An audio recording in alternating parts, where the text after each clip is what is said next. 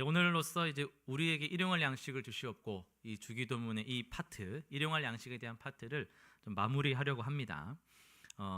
졸리지 않으시죠? 예. 지금 뭐 어깨 한번 이렇게 피실까요? 그래도 이렇게 또 어깨 한번 피시고, 예, 해서 옆 사람이 안 움직인다, 갑자기 눈을 갑자기 안 뜬다, 뭐 이러면은 돕고 살아야 됩니다. 우리가 함께 가야 되거든요. 그래서 아이고 어떡하나 하지 말고 옆 사람 같이 깨워가면서, 건이야 지금 하품하는 건이? 자려고 하는 건 아니지? 오케이. 네, 그래서 이제 한번 잘 들어서, 왜냐면 이게 되게 중요한 파트거든요. 우리가 먹고 사는 게 너무 현실적이기 때문에 이 부분을 잘 알아야 우리 신앙에 유익이 큽니다. 이 하나님께서 우리에게 일용할 양식을 주시는 이유는 이 땅에서 행복하고 건강하게 오래도록 잘 살아라는 이유만은 아닐 겁니다. 하나님께서 우리에게 그 필요를 아셔서 주시는 그런 물질적인 부분도 있지만은, 하나님께서 일용할 양식을 주시는 근본적인 이유는 앞서 배웠던 세 가지의 간구가 있잖아요. 하나님의 이름과 나라와 그 뜻을 구하면서 살아가려면 뭐가 필요한 거예요? 일용할 양식도 필요한 거예요. 그러니까 그거 구할 이유가 있는 거죠. 그러니까 너 이거 세 가지를 위하여서 일용할 양식을 구하라, 이거거든요. 그러니까 일용할 양식을 위해서 하나님 나라를 구하라가 아니고, 하나님 나라를 위해서 살아가기 위해서는 일용할 양식을 구해도 돼, 내가 줄게, 이 말씀, 이 순서가 너무나 중요하다. 사실 이 순서만 여러분이 이제 기억하셔도 이런 말 하면 안 돼요. 이미 끝났다, 이런 말 하면 안 되고, 그럼 진짜 끝난 거 아니니까. 그러니까 다른 나라는 몰라도 여러분 우리나라 사람들만큼은 우리 민족 역사를 좀 알아야 될 필요가 있어요. 우리는 36년간의 일제 압제 속에서 착취, 다 빼앗기고 짓밟히는 역사의 그 시간들을 우리는 가지고 있지 않습니까? 그러니까 한국 전쟁 이후로 황무지가 되어버린 이 땅이 오늘과 같이 이렇게 막 고층 빌딩이 서고 막 수출이 활발하고, 이런 우리나라가 세계 여권으로 그 많이 출입국할 수 있는 3위가 됐다라는 기사를 본 적이 있어요. 세계적으로 우리나라의 그 위상이 많이 높아졌지 않습니까? 최빈국에서 이런 나라로 된 것은요, 우리가 열심히 빨리빨리 으쌰으쌰 잘해서만 된 것이 아니고 하나님의 복이 임했기 때문에 된 걸로 우리는 믿습니다. 우리가 교회를 다니니까 그렇게 생각하는 거지 이게 아니에요. 실제적인 팩트가 있는데, 우리나라, 제가 이거 지난번에 할 때도 말씀드렸어요. 국회 속기록, 국가의 역사를 기록해 놓는 국회 속기록 제1면에 보면 놀랍게도 기도문이 써져 있다 있습니다. 기도문. 하나님께 드리는 나라와 민족을 위한 기도문으로 대한민국의 역사는 시작이 됐단 말이죠. 이거는 타 종교 사람이 뭐라 해도 어쩔 수가 없어요. 이 나라 역사의 시작이 하나님께 올려드리는 기도로 시작이 된 겁니다. 그게 1948년 5월 31일 전 국회 그날이었습니다. 그게 옛 중앙청 회의실이었고, 그때 당시 임시의장으로 선출된 이승만 박사님이 단상에 올라가가지고 감리교 목사였던 이윤영 국회 부의장에게 기도해 주십시오 부탁을 한 그 내용들을 제가 전에 말씀드린 적도 있었죠. 그렇게 기도로 시작되고 기도로 건국된 나라가 바로 우리가 지금 발을 디디고 있는 대한민국이라는 거예요. 이 나라를 우리가 지켜야 하고 이 나라를 위해서 기도해야 되는 이유는 교회에게 더 와닿는 거예요. 지금 이 나라 역사가 어떠한데 이 나라를 가만히 내버려 둬가지고 흘러가게만 둘 수가 없는 겁니다. 수많은 민족이 있습니다. 수많은 나라가 세워졌어요. 그런데 수많은 민족들이 사라지고 수많은 나라가 무너졌어요. 오직 대한민국만이 가진 특징이 뭐냐면 하나님께 기도하며 나라가 시작됐다라는 점이 세계의 유일무이한 나라인 거예요. 이후로 우리 민족은, 그 기도 이후로 우리 민족은 생계 염려에서 비교적 이제 좀 편해졌잖아요. 자유로워졌어요. 실제적인 역사입니다. 하나님을 잘 섬기도록 하기 위하여서 하나님께 나라를 올려드리니까, 하나님이 선교하는 나라 되게 해주십시오, 하나님을 위하여 예배하는 나라 되게 해주십시오, 하나님께 나라와 민족을 올려드리니까 하나님이 그 세 가지 간구를 받으시고 그렇게 하기 위해서 일용할 양식을 대한민국에 많이 부어주셨단 말이에요. 그게 역사잖아요. 우리나라의 역사. 세계에 이런 유례가 없는 경제 대부흥, 대성장을 이룬, 하나님의 나라를 구하니까, 하나님께 기도를 올려드리니까 나라가, 민족이 복을 받는 역사를 남한은 경험하고, 교회를 불태우고 우상을 세운 북한은 나라가 비옥한 나라인데도 나라가 씨가 말라버려서 농사가 안 되는 황무지가 돼버리는 이 작은 반도 안에서 남북한이 하나님을 중심으로 사는 자들과 하나님을 배격하는 자들로서 판이하게 갈라져 버리는, 이게 우연입니까 여러분? 이건 절대 우연이 아닙니다.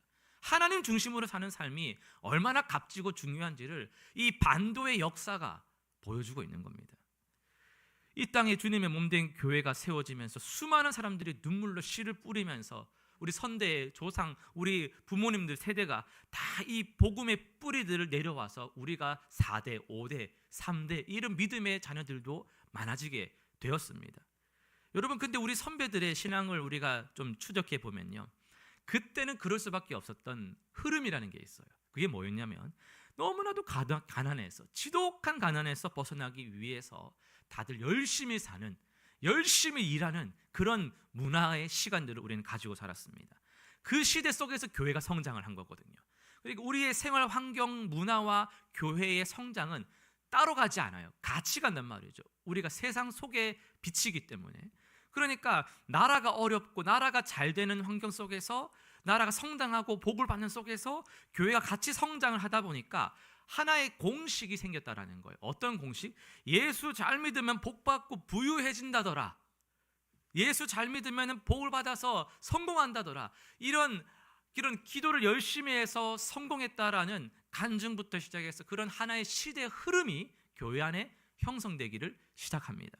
그래서 그게 좀 과도하게 발단되면서 물질적 복에 좀 기초하는 역전 현상이 자리 잡게 되는 경향도 없잖아 있어요. 시작은 하나님의 나라를 구하면서 민족을 올려드리는 기도로 나라가 복을 받았는데, 그 복을 받다 보니까 그 복에 눈이 자꾸 쏠리다 보니까 이 복을 받으려면 교회를 가야 된다더라, 하나님 잘 믿으면 복을 주신다더라 하다 보니까 이 복을 위해서 다시 하나님께로 나아가는 역전 현상이 발생하게 됐다라는 거예요. 그걸 우리는 기복주의라고 부릅니다. 실제로 그런 번영의 복음을 전하는 교회들이 많아졌죠.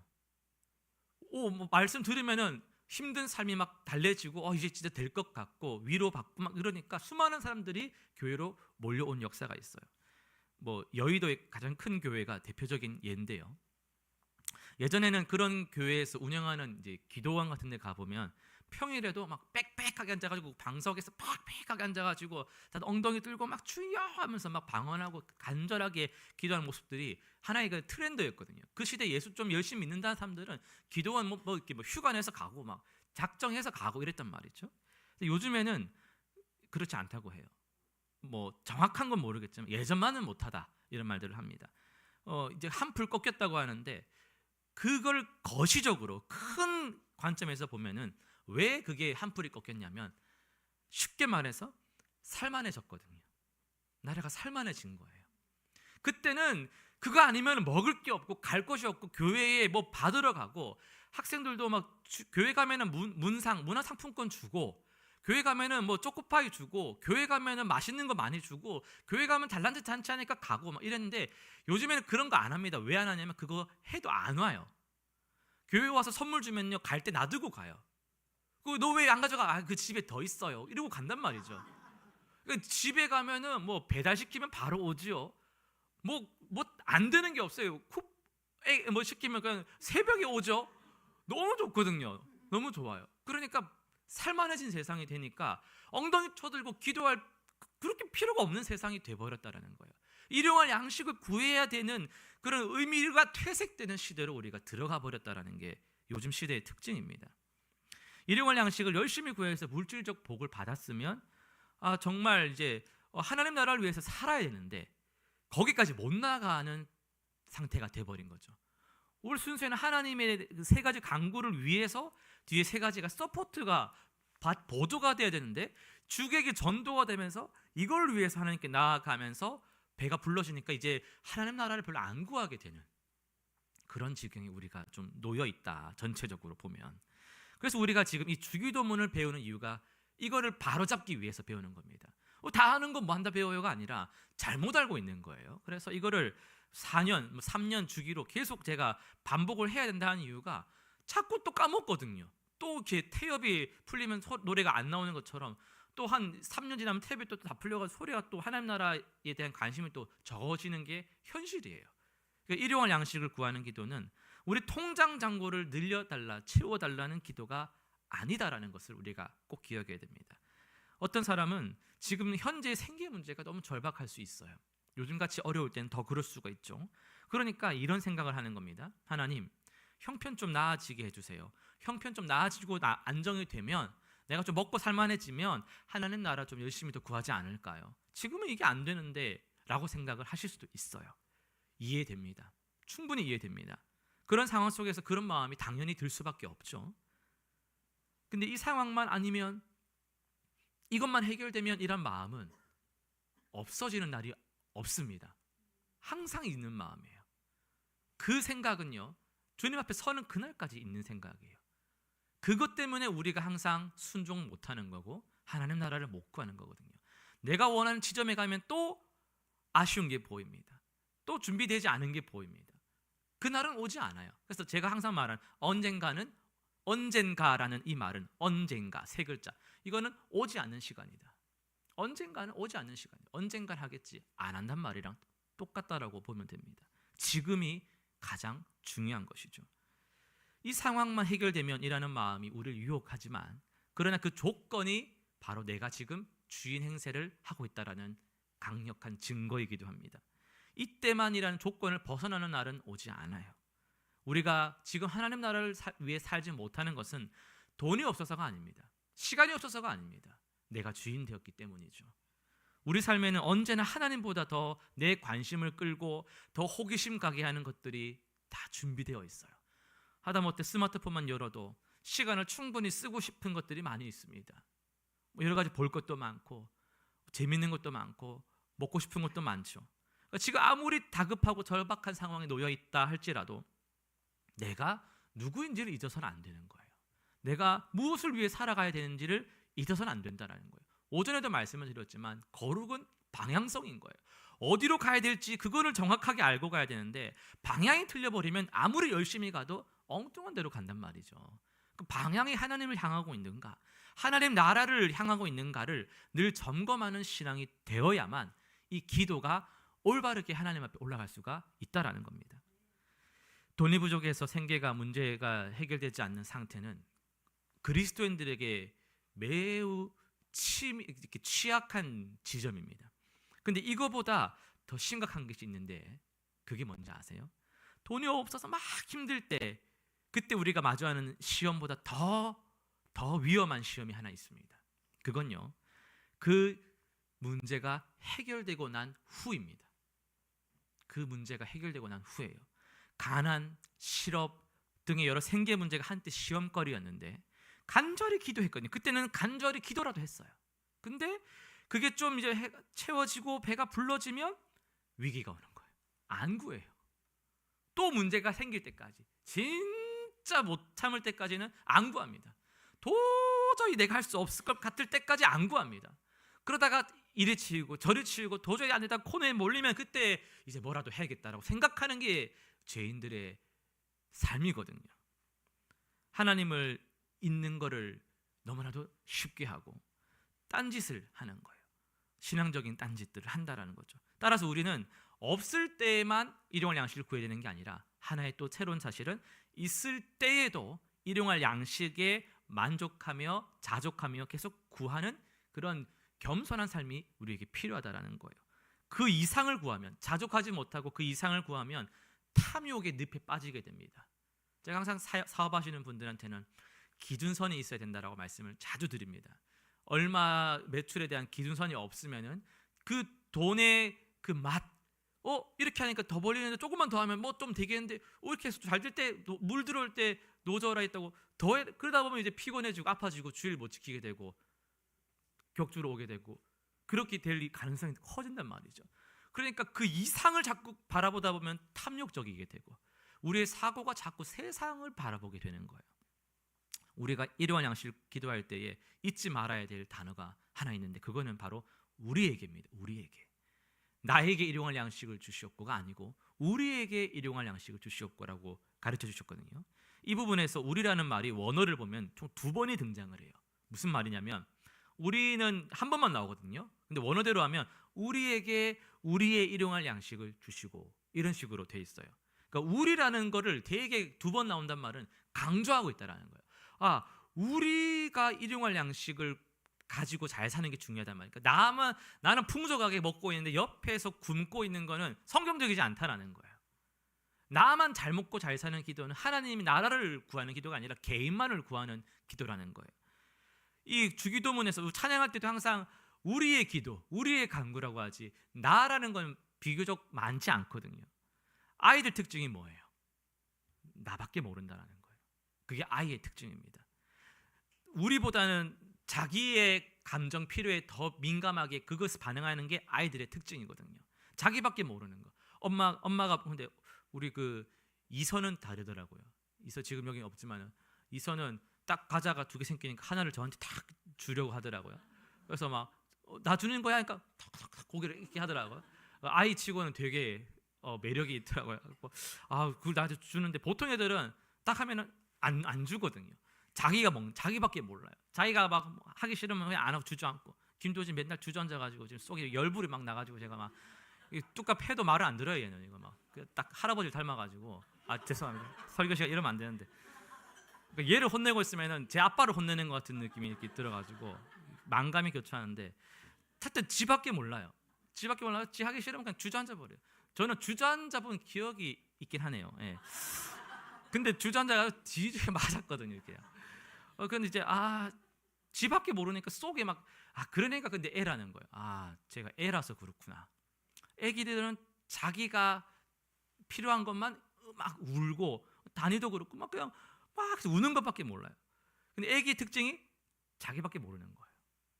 우리라는 의식이 부족하다는 말은요, 내가 조금 어리다, 아직 좀 성숙해져 가야 된다, 이런 의미라고 할 수 있겠어요.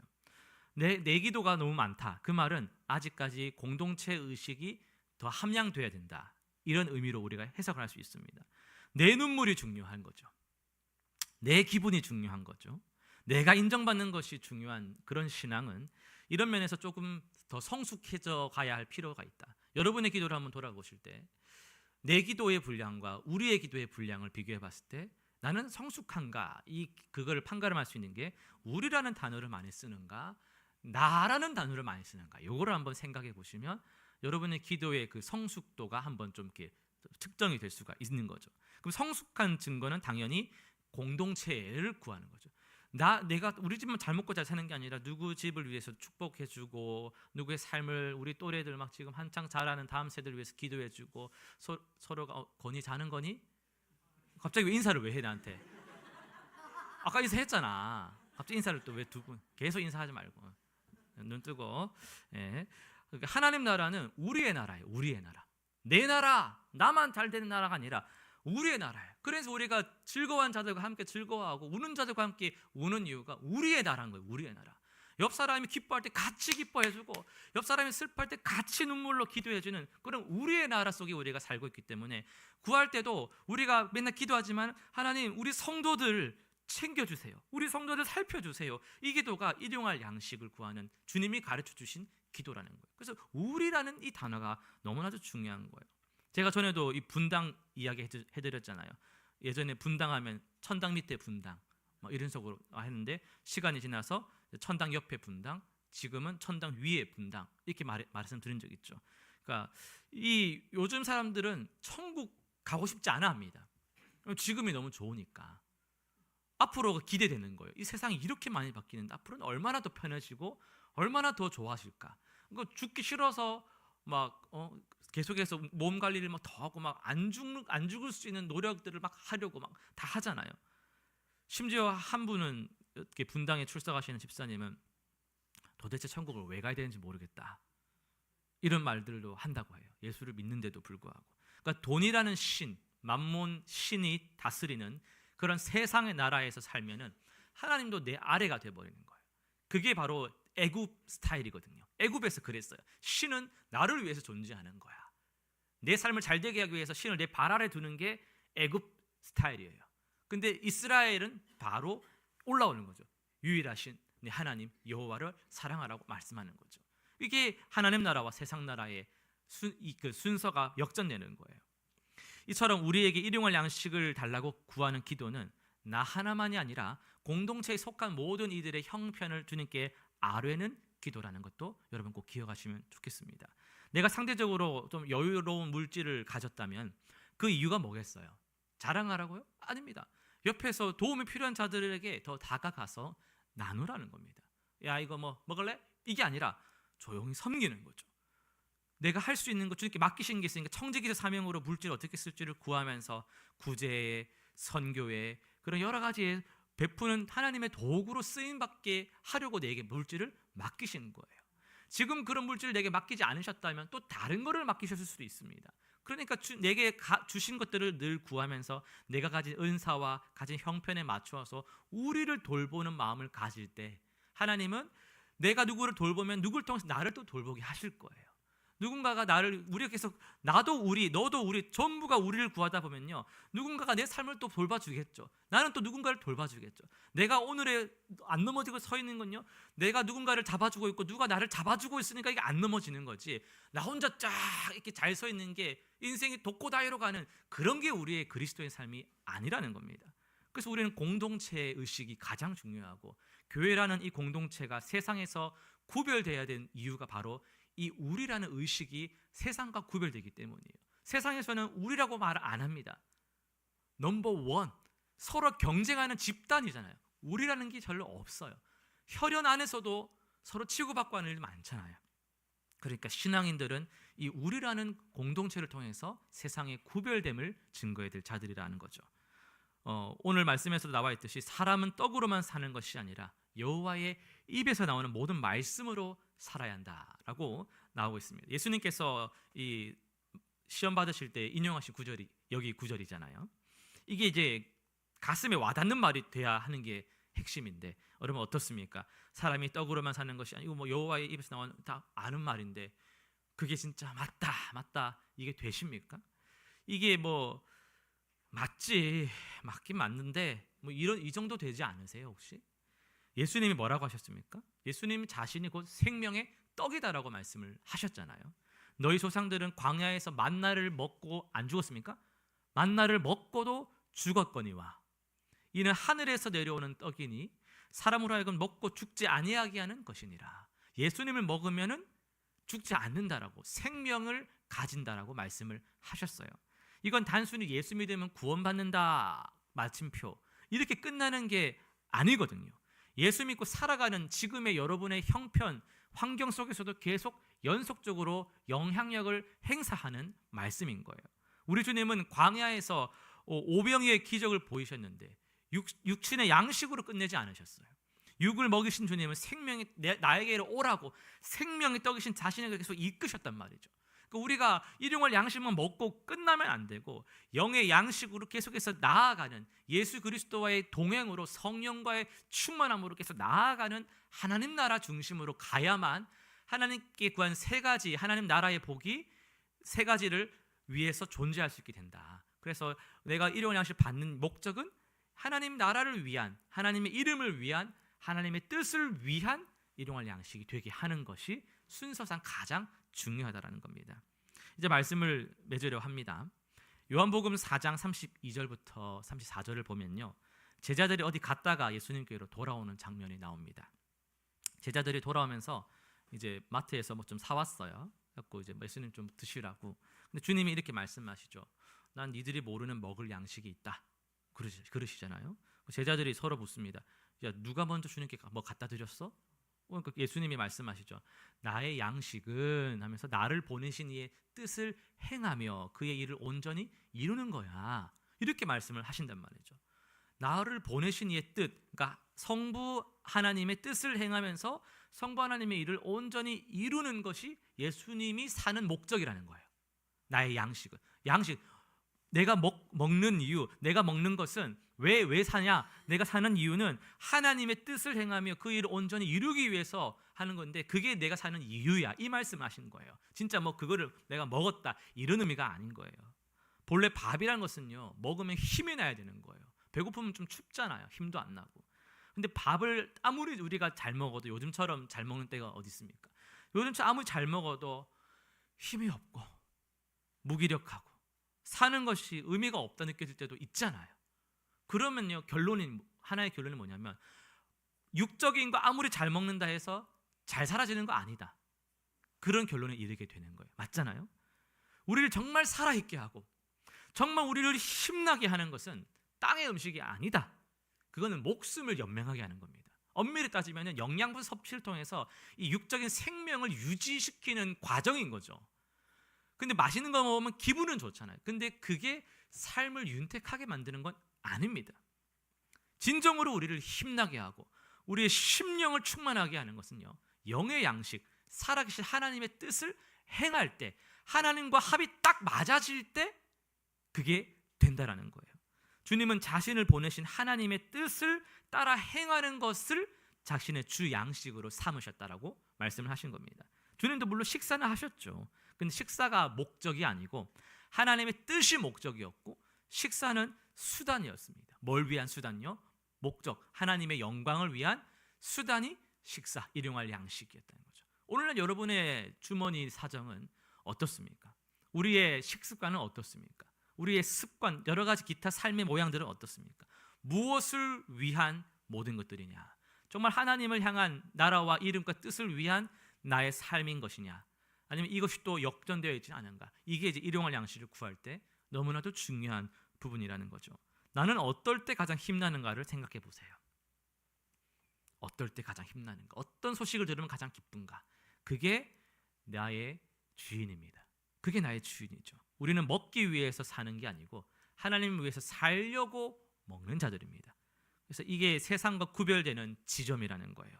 그 과정에서 일용할 양식의 위치를 잘 기억하셔서 오늘 우리가 또 하나님 나라를 먼저 구하고 모든 걸 더하시는 삶을 경험하시는 저와 여러분 되시기를 간절히 소원합니다. 우리 오늘 또 이 제목을 기억하면서 같이 한번 기도하려고 하는데요.